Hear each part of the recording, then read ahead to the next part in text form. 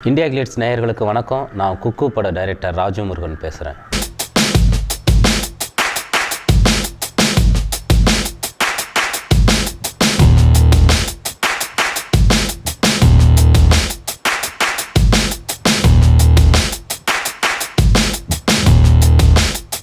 நான் 7 வருஷம் விகடன் பத்திரிக்கையில் ஜேர்னலிஸ்டாக இருந்திருக்கேன். அதுக்கப்புறம் சினிமா பண்ணணுங்கிற எண்ணத்தோட டைரக்டர் லிங்குசாமி சார்கிட்ட அசிஸ்டண்ட்டாக 2 படத்தில் ஒர்க் பண்ணியிருக்கேன். அப்புறம் வட்டியும் முதலும் அப்படிங்கிற ஒரு தொடர் 87 வார தொடரை விகடனில் எழுதியிருக்கேன். எனக்கு என்னை பொறுத்த வரைக்கும் பர்சனலாக அந்த ரைட்டர் டைரக்டர் அப்படிங்கிற வித்தியாசம்லாம் கிடையாது. கிரியேஷன் அதுதான் காமன். ஏதோ ஒரு வகையில் பீப்புளோட நம்மளை கம்யூனிகேட் பண்ணிகிட்டே இருக்கணும். அது எழுத்தோ அல்லது விஷுவலோ ஏதோ ஒரு விதத்தில் வந்து நம்ம கிரியேஷன் லெவலில் இருந்துக்கிட்டே இருக்கணும் அப்படிங்கிறது தான். இது எழுத்து சினிமா ஆகிறதுக்கு நடுவில் இருக்கக்கூடிய ஒரு சின்ன கெமிஸ்ட்ரி, அது வந்து ரொம்ப கவனமாக அதை கையாள வேண்டியிருக்கு. அது ரொம்ப சந்தோஷமான வலியான அனுபவம். அதை நான் இப்போ அனுபவிச்சிட்ருக்கேன்.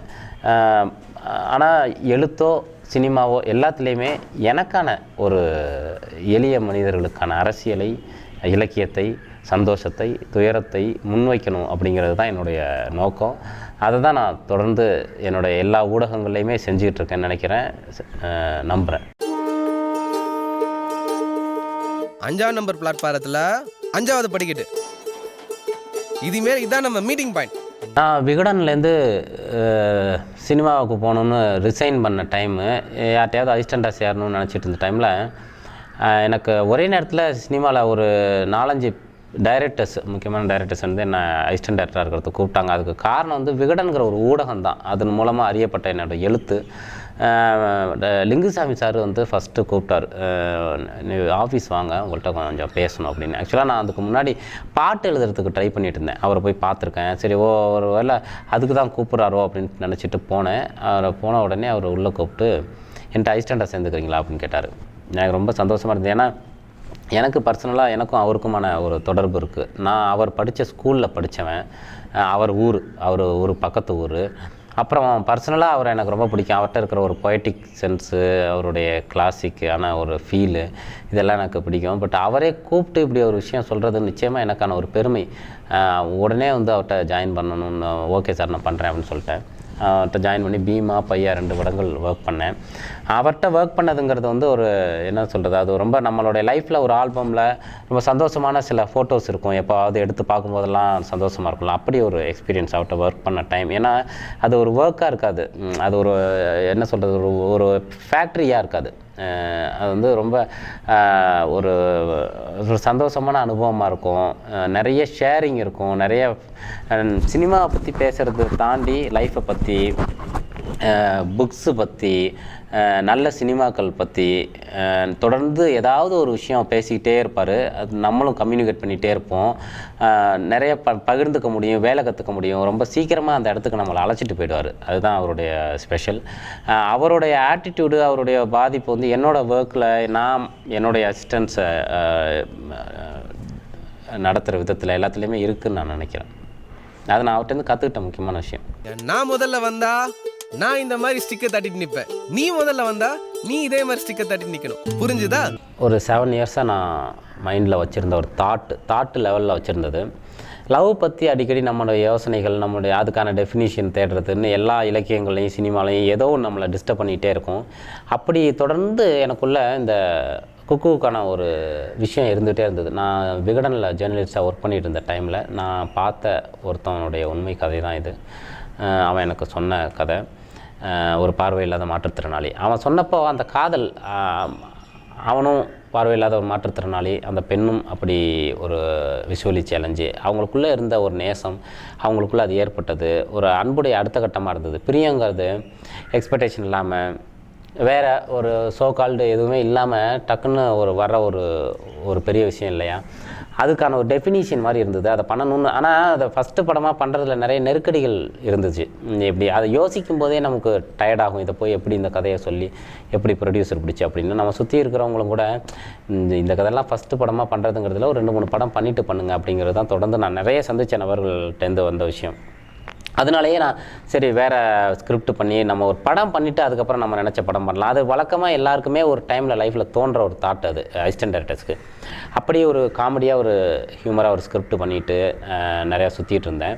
பட் இந்த ஸ்கிரிப்டை பண்ணணுங்கிற என் மனசுக்குள்ள அடியில் இருந்த ஒரு விஷயம் வந்து சங்கர் சார்ட்ட தான் அது நடந்துச்சு. அவர்கிட்ட நான் வேறு ஒரு ஸ்கிரிப்ட் எடுத்துகிட்டு போகும்போது அவர் கேட்டுட்டு ரொம்ப நல்லாயிருக்கு, இந்த படத்தை ப்ரொடியூஸ் பண்ணால் நிச்சயமாக எனக்கு லாபம் கிடைக்கும், நான் இல்லைனாலும் யாராவது ஒருத்தவங்க ப்ரொடியூஸ் பண்ணிடுவாங்க. பட்டு ராஜு முருகன்ட்டேருந்து வட்டி முதல்மெலாம் எழுதின ராஜு முருகன்ட்டேருந்து நான் இந்த மாதிரி ஒரு கதையை எக்ஸ்பெக்ட் பண்ணல. லைஃபாக ரொம்ப அழுத்தமாக வேறு மாதிரியான ஒரு விஷயந்தான் உங்கள்கிட்டருந்து நான் எக்ஸ்பெக்ட் பண்ணுறேன். அதுதான் உங்களோட அடையாளம். நீங்கள் ஃபஸ்ட்டு படம் பண்ணணுமேங்கிறதெல்லாம் எதுவுமே பண்ண வேண்டியதில்லை அப்படின்னு சொன்னார். அப்போ எனக்கு அது வந்து ஒரு பெரிய ஒரு டோரை திறந்து விட்ட மாதிரி இருந்தது. நம்மளை ஓங்கி அரைஞ்சி ஒரு விஷயத்த சொன்ன மாதிரி இருந்தது. நம்ம நினச்ச விஷயத்த பண்ணுறதுக்கு எவ்வளோ டைம் ஆனால் என்ன, டைமோ பணமோ வசதி வாய்ப்பெல்லாம் ஒரு விஷயமே கிடையாது. நம்ம நினச்ச விஷயத்த பண்ணணும், அதுதான் முக்கியம் க்ரியேஷனில். ஸோ அதுக்கப்புறம் அவர் சொன்ன உடனே நான் வந்து இந்த விஷயத்தை குக்குவுக்கான விஷயத்தை எடுத்து ஒர்க் பண்ண ஆரம்பித்தேன். அது ஒரு 3 மாதம் 4 மாதம் ஒர்க் பண்ணிவிட்டு ஒரு ஸ்கெலிட்டனாக அவர்கிட்ட போய் சொன்னேன். ரொம்ப நல்லாயிருக்கு, இதுதான் நான் எக்ஸ்பெக்ட் பண்ணேன்ட்டு. அவர் வந்து ஒரு சினிமாவாக அதை வந்து பண்ணுறதுக்கான சில விஷயங்களை உள்ள நம்ம கரெக்டாக அதை வந்து ஒரு திரைக்கதைக்குள்ளே நடக்கிற விஷயங்கள் எல்லாம் ஒரு டிஸ்கஷனாக பண்ணோம். அவர் சொன்ன விஷயங்கள் எல்லாமே ரொம்ப பயனுள்ளதாக இருந்தது. அதுக்கப்புறம் அதை எடுத்துகிட்டு வந்து திருப்பி ஒரு 6 மாதம் அதில் ஒர்க் பண்ணி நான் ஒரு 7 வருஷமாக சுற்றி கித்தி பண்ண விஷயங்கள். தமிழ் ஹிந்தி இங்கிலீஷ்னு வச்சுக்க வேண்டியதானே? 2 இயர்ஸ் அவங்களோட நிறைய ட்ராவல் பண்ணி அவங்களோடைய சுற்றி அவங்கள்ட்டேருந்து ஒர்க் பண்ணி எடுத்த கதை தான் குக்கு. இதோடைய ஒவ்வொரு சீனும் ஒவ்வொரு டைலாக்கும் ஏதோ ஒரு விதத்தில் நான் ரியலாக கேட்டது, அவங்கள்ட்ட வாங்கினது அப்படியான ஒரு விஷயந்தான். அதை தான் ஆனால் அதை சுவாரஸ்யப்படுத்தி ஒரு நம்ம கரெக்டான ஆடியன்ஸுக்கான ஒரு ஸ்க்ரீன் பிளேக்குள்ளே கொண்டு வந்து அடக்கி அது சரியாக வந்து ஒரு விஷயம் பண்ணியிருக்கிறதா நினைக்கிறேன். அதுக்கப்புறம் நீங்கள் தான் சொல்லணும். சுதந்திர குடி ஏன் திமுக குடி அதிமுக குடின்னு பேர் வச்சுக்க மாட்டீங்களா? அரசியல் வேணாம். அதுக்கப்புறம் சங்கர் சார் வந்து இந்த கதையை பண்ணலாம் அப்படின்னு சொல்லிட்டு அவர் தான் ப்ரொடக்ஷன் அப்படின்னுங்கிறது ஆரம்பித்து. பட் அவர் கடைசி நேரத்தில் அவரால் பண்ண முடியல. அவர் அந்த படத்தில் பிஸி ஆகிட்டதுனால. பட் அவர் கூப்பிட்டு சொன்னார், அவர் தான் வந்து ஃபாக்ஸ் ஸ்டார் ஸ்டுடியோஸ்க்கு என்னை அனுப்பி வச்சார். அங்கே வந்து விஜய் டி மகேந்திரன் சாரும் சண்முகம் சார் அவங்க தான் வந்து என்னை கேரி பண்ணி, மகேந்திர சார் தான் ஃபஸ்ட்டு இதை கேரி பண்ணி எடுத்துகிட்டு போயிட்டு இந்த கதையை கேட்டு இப்படி ஒரு படம் பண்ணணும் நம்ம அப்படின்னு. அதுக்கப்புறம் ஃபாக்ஸ் ஸ்டார் ஸ்டுடியோஸ்லேருந்து வந்து கேட்டாங்க. பட் என்னென்னா இந்த மாதிரி ஒரு படத்துக்கு இந்த மாதிரி ஒரு கதைக்கு இப்படியான ஒரு விஷயத்தை மேலே எடுத்துகிட்டு போய் மக்கள்கிட்ட சேர்க்கறதுக்கு சரியான ஒரு இடம் கிடைச்சது என்னுடைய ஒரு முக்கியமான விஷயம். அது ஃபாக்ஸ் ஸ்டார் ஸ்டுடியோஸோடைய அவங்க அந்த ஒரு படத்தை ப்ராடக்டாக ஆக்கிறதுக்கும் சரி, அதை கொண்டு வர்றதுக்கும் சரி பெரிய உழைப்பை கொட்டுவாங்க. அதுக்கு முன்னாடி கதை சொல்கிறதுங்கிறது எப்போவுமே எந்த ப்ரொடக்ஷன்லையுமே கதை சொல்கிறதுங்கிறது அது அடுக்கடுக்காக அதோடைய அடுத்தடுத்த ஒரு வெர்ஷனை வந்து நம்ம சொல்லிகிட்டே இருப்போம். பட் கதை சொல்கிறதுங்கிறதே ஒரு ப்ராக்டிஸ் தான் நம்ம படம் பண்ணுறதுக்கு. அது அப்படியே நம்ம மனசில் வந்து பதிஞ்சிரும் ஒரு ஃப்ரேமும். அதுக்கு எவ்வளோ தூரம் கதை சொல்லிகிட்டே இருக்குமோ அது ரொம்ப நல்ல விஷயந்தான் ஃபஸ்ட்டு படம் நினைக்கிறேன். அந்த விஷயங்கள்லாம் நடந்துச்சு. அதை தாண்டி இன்றைக்கி ரொம்ப அழகாக இந்த குக்குவை எந்த ஒரு குறுக்கீடும் இல்லாமல் இந்த இடத்துக்கு அழைச்சிட்டு வந்ததுக்காக ஃபாக்ஸ் ஸ்டார் ஸ்டுடியோஸ்க்கும் தி நெக்ஸ்ட் பிக் ஃபிலிம்க்கும் நான் தேங்க் பண்ணிக்கிறேன். God has created chemistry in their hearts. என்ன கெமிஸ்ட்ரின்னு எங்களுக்கு தானே தெரியும். குக்கு டவுட்டில் வச்சது அதான், அவங்களுடைய உலகமே வந்து சப்தங்களால் நிறைஞ்சது தான். அதுக்கு ஒரு சத்தம் ஒன்று பிடிக்கணும்னா காதல், 2 பேருக்குமான காதல் தான் இந்த படமே. ஸோ காதலுக்கான ஒரு சத்தம் என்ன, ஒரு கிளாசிக்கான சத்தம் என்னன்னு யோசிச்சப்போ தான் குயிலோட சத்தம் குக்கு அப்படிங்கிறது தோணுச்சு. அதுதான்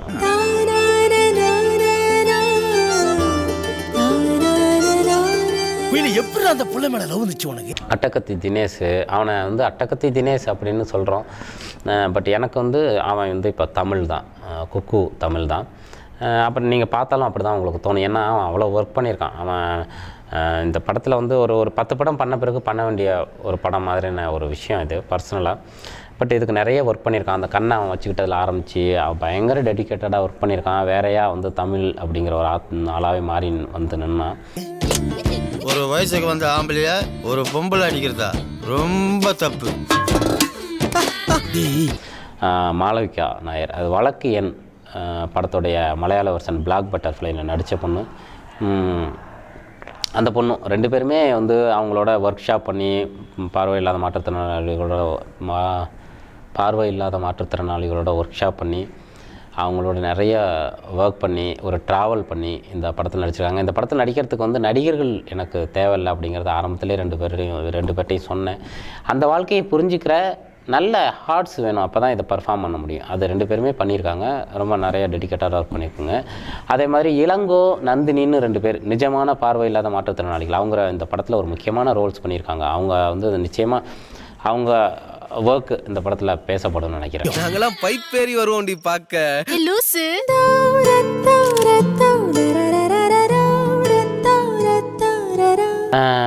சந்தோஷ் நாராயணன் ரொம்ப நிறைய ஒர்க் பண்ணியிருக்காரு இந்த படத்துக்காக. ஃபுல்லாக லைவ் பண்ணியிருக்காரு, கிராமி அவார்டு வாங்கினவங்களெல்லாம் பயன்படுத்தியிருக்காரு. அவருக்கே இந்த படம் வந்து வேறு ஒரு எமோஷனல் லெவல் ஆஃப் ஆல்பம். ஏன்னா அவர் பண்ண படங்கள் எல்லாமே வேறு ஜென்னர் படங்கள். இப்படி இந்த படம் வந்து முழுக்க ஒரு லவ்வும் அதோட எமோஷனும் ஒரு தமிழ் நிலத்துக்கான சரியான உணர்ச்சிகளை சொல்கிறதாகவும் இருக்கணும். அதை வந்து ரொம்ப நிறைய ஒர்க் பண்ணியிருக்காரு அவர். அது ரொம்ப முக்கியமான விஷயம். லிரிக் யுகபாரதி என்ன, கண்ணிலே இல்லையே காதலும் நெஞ்சமே காதலின் தாயகம் ஆரம்பித்து எத்தனையோ மெட்டுக்களில் இளையராஜா என்னை தொட்டது போல் தொட்டு விட்டாள் அழகு ரோஜா, சொற்களிலே வித்தகராம் கண்ணதாசன் அவள் தொட்டதனால் ஆகிவிட்டேன் வண்ணதாசன், லிட்ரரியை ரொம்ப சாதாரண மனிதர்களுக்கு கொண்டு போய் சேர்க்குற நிறைய விஷயங்களை இதில் பண்ணியிருக்காரு. அதே மாதிரி அவங்களோட வேர்ல்டை அதாவது இந்த பார்வையில் அவங்க இவங்கிற வார்த்தையே தப்பு, அதை பிரேக் பண்ணணும். நான் வந்து இது புரியறதுக்காக சொல்கிறேன். கரெக்டாக அந்த வேர்ல்டை வந்து போர்ட்ரேட் பண்ணியிருக்காரு லிரிக்கில். அது வந்து நிறைய ஒர்க் அது. அப்புறம் பிகே வர்மா கேமரா, அவர் இந்த படத்தை கரெக்டான ஒரு சென்ஸில் வந்து பண்ணியிருக்காரு. அதுதான் ரொம்ப முக்கியமான விஷயம். ஒரு லைவுக்கும் ஈஸ்தட்டிக்கும் கரெக்டாக ஒரு பிரிட்ஜ் பண்ணி இந்த படத்தை பண்ணியிருக்காரு. அவரோட ஒர்க் ரொம்ப முக்கியமான விஷயம். நீ என் செருப்பு சத்தத்தை கூட கண்டுபிடிச்சிடுறா, நான் வந்தாலே உனக்கு தெரிஞ்சிடுது. பவர் ஸ்டார் மாதிரி நீ ஒரு பவுடர் ஸ்டார் மாப்ள. அதான் அந்த காற்றே பாட்டு கேட்ட உடனே ஒரு மாதிரி ஒரு காற்றே நீ மூங்கில், அந்த பாட்டு கேட்ட உடனே எனக்கு பயங்கரமான ஒரு ஃபீலு. அந்த பாட்டை கேட்ட எல்லாருக்குமே அது வந்திருக்கும். அப்போ இந்த படம் வேறு நம்ம அண்டர் ஸ்கிரிப்ட் முடிச்சிட்டு இருந்தோமா அந்த டைமில். அதை கேட்டவுடனே லாட் ஆஃப் தாட்ஸ், ஒரு மாதிரி பயங்கர டிஸ்டர்பு. ஸோ அவங்கள எப்படியும் இந்த படத்தில் பாட வைக்கணும் அப்படின்னு சொல்லி அழைச்சிட்டு வந்து பாடணும். அவங்க வந்து பார்த்தா அவங்க ரொம்ப சாதாரணமாக அவ்வளோ ரொம்ப எளிமையாக வந்துட்டு, ஏன்னா அவங்க தான் பெரிய கலைஞர்கள். அந்த குரலும் அந்த மாதிரியானவங்களும் அவங்கள தான் நம்ம வந்து பெரிதாக கொண்டாடணும். அவங்களுக்கு அதை பற்றின எந்த கான்சியஸையும், எப்போவுமே பெரிய கலைஞர்களுடைய விஷயமே கான்சியஸ் இல்லாமல் இருப்பாங்க. தன் பற்றியோ தன்னோட ஆர்ட் பற்றியோ எந்த பெருமையும் கான்சியஸும் இல்லாமல் இருப்பாங்க. ஸோ அப்படி ஒரு ஆள் வைக்கம் விஜயலட்சுமி. அவங்களோட இந்த பாட்டு பண்ணதுக்காக வந்து நான் ரொம்ப பெருமைப்படுறேன்.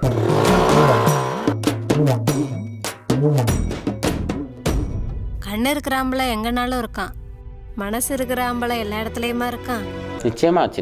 ஏன்னா நிச்சயமாக ஆச்சு. பட் ஆனால் என்னென்னு கேட்டிங்கன்னா, எனக்கு இது நான் ஒரு 5-6 வருஷமாகவே இந்த மாதிரியான ஒரு தாட்ஸில் இந்த மாதிரியான ஒரு லைஃப் ஸ்டைலில் இருக்கிறதுனால தனியாக எனக்கு ஒன்றும் தெரியல. ஏன்னா இப்படி தான் இந்த ட்ராவல்லே தான் சுற்றிட்டு இருக்கோம். அதனால் தனியாக ஒன்றும் தெரியல. ஆனால் இப்போ வந்து இந்த லவ் மேலே ஒரு பெரிய ஒரு, அதாவது இந்த 2 பேர் லவ்வோடைய ஒரு ட்ராவல் ஒன்று இருந்துகிட்டே இருந்ததா, அந்த அன்பு வந்து என்னை கொஞ்சம் அப்படியே அந்த படத்துலேருந்து வெளில வரும்போது ஒரு டிஸ்டர்ப் பண்ணுது. இந்த தமிழ் சுதந்திர குடிங்கிற அந்த கேரக்டர்ஸ் வந்து என்ன கொஞ்சம் அப்படியே மைண்டில் ஒரு சின்னதாக ரொட்டேட் ஆகிட்டு இருக்கும். பட் அதெல்லாம் ஒரு சாதாரண விஷயம். அது என்ன, நம்ம வந்து அதை போய் ஒரு காவியம் மாதிரி போர்ட்ரேட் பண்ண தேவையில்லை.